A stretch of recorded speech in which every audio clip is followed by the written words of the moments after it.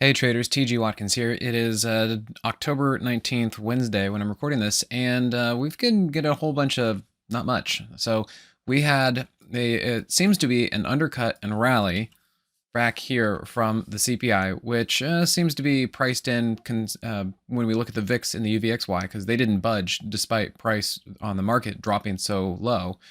And we did hit some key levels, so like the weekly 200, monthly 50, and some other previous levels back in 2020.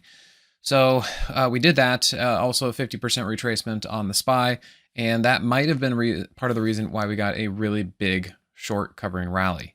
But then the next day, it sold it off. That was Friday, and then we got a couple days up like this. Now, the one thing I can really point to was yesterday's move right here, running into the underside of the hourly 200. That is part of my pattern, the 50, 200, 50. So for right now, as far as these small little moves and details, ever since this move right there, I've been calling for price to move back down to the hourly 50. Now it could go below the 50, something to that extent. And then what I'm going to see is if price can come down here someplace, start to hold, and we actually start to move back up.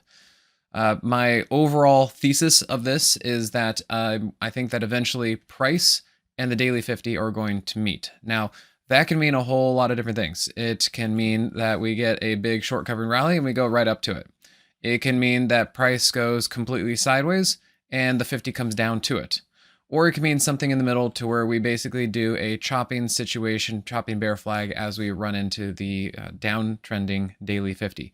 So more or less, that's what I think is going to happen. Now, the real problem is this going to be tradable? Other than day trades or selling theta, selling calls, selling puts, when you can find the range of where these are, that I think is going to be the best strategy. If you were trying to find some stocks to work with, that's going to be a little bit more difficult because we are mostly going sideways. And I think that what we're trying to do basically is essentially a bear flag on the daily S&P until I think we go lower from here. So any kind of up move I think is just going to be more into resistance as we roll over.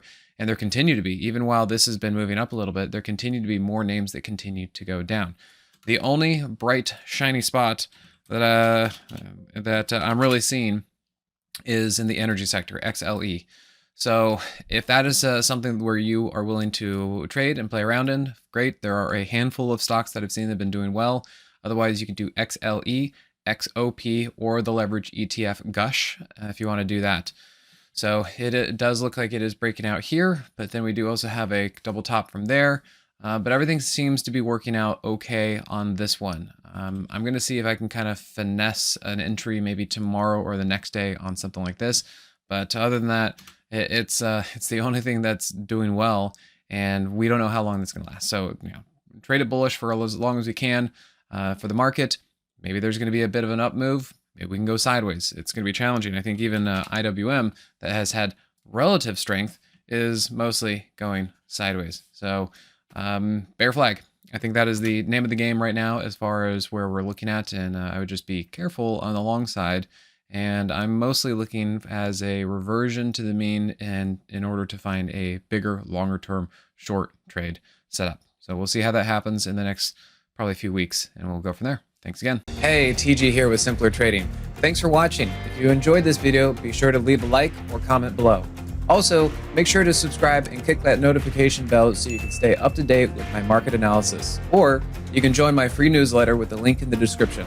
Good trading, and I'll see you at the next video.